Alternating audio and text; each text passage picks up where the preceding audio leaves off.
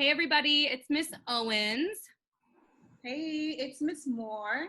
And today we're here with Noelita Lugo, who is here running for AISD, the Austin Independent District School Board.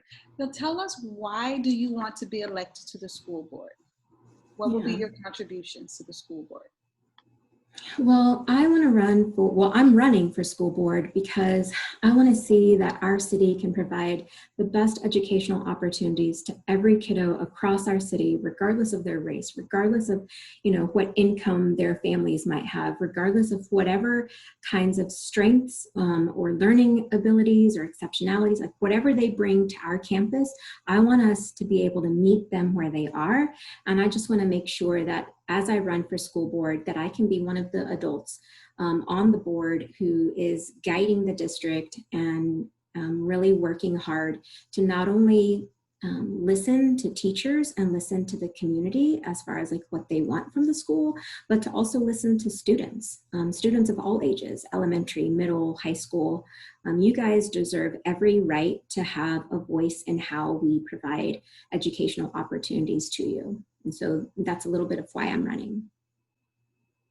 Amazing. So one of the things that is a big topic of conversation is discipline and consequences. And so my question for you is, how do you think scholars should be disciplined in school?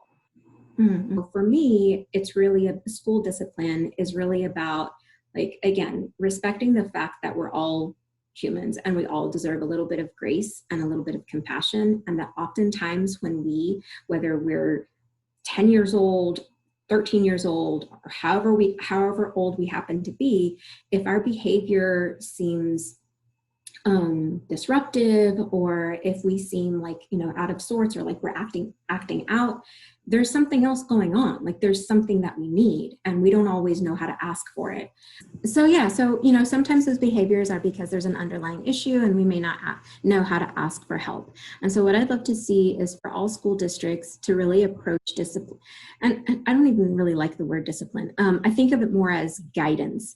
Like when I am stressed out and I fire off lightning bolts, the last thing I need from the people that care about me is for them to try to discipline me.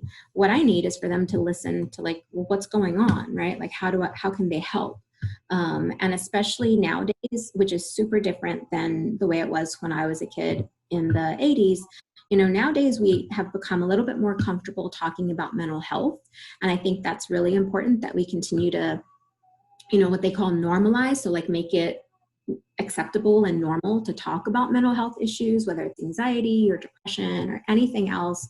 I want us to be able to continue to not only talk about it, but find ways to provide mental health resources to students, to, you guys call them scholars, to educators, to parents and caregivers. I mean, all of us at some point or another, some of us more than others, we need a little bit of help, and mental health is one of those main things. Do you think, if you could make the policy, if you could make it, the law in AISD, would police officers belong in schools?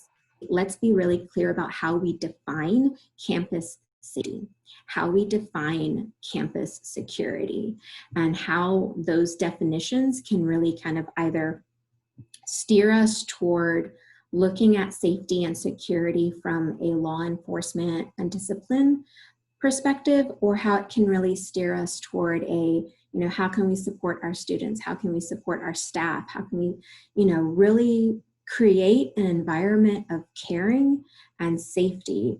And that would be my main interest. This was a really interesting thing that occurred during a conversation about SROs. A parent said, I don't really think it's that the SRO is carrying a gun and wears a uniform. I don't think that's the thing that makes their relationship special. I think it's the person, and the person building a trusting relationship with the students and with the staff. And that has stayed with me. My next question is, how do you plan to make sure students get their basic needs met, such as quality meals? We know, especially now that we're living through this pandemic, we know that schools perform much more than just like a place where students, where scholars can go to learn. And so in that way, I believe that the school board trustees, that we can work together with the district, with the community, and with businesses to ensure that we're being creative about how we address these problems that have been around forever, but also what's called sustainable. So when I say I want a solution that's sustainable, it means, whether I'm sitting as a trustee, whether or not we have a new superintendent, whoever happens to come in into a particular leadership spot, we've designed a solution, a way to meet students' needs that solution can last even if we have different people running the school district or sitting on the school board. So I would love to be able to see that sustainability. And we've seen a little bit of that with AISD. They're providing meals, even though the campuses remain mostly closed. What do you think about the STAR, and why do you think students need to take the STAR exam? When I think about the way that grown-ups, again, the way that adults kind of approach how we look at scholars and look at student progress, I think, wow, we must have really forgotten what it was like to be a kid. It is really important to try to do your best, but also know that if you don't do as well, that you're still an important person and that you still have skills and talents to share with this world, and that it's absolutely important for us to know how to read and absolutely important for us to know how to write and do math. Like these are really basic skills that we have to have as adults. And it really helps us do a little bit better in life when we do better in those subjects. At some point in the future, I really believe that we're going to find a better solution to how to not only see how scholars are doing as they're going from grade to grade, or even within a particular school year, but that we're going to do a better job of recognizing everybody's talents that they bring and hopefully building from those strengths. That was great. Yeah, I just wanted to say thank you again for meeting with us, and we really appreciate it.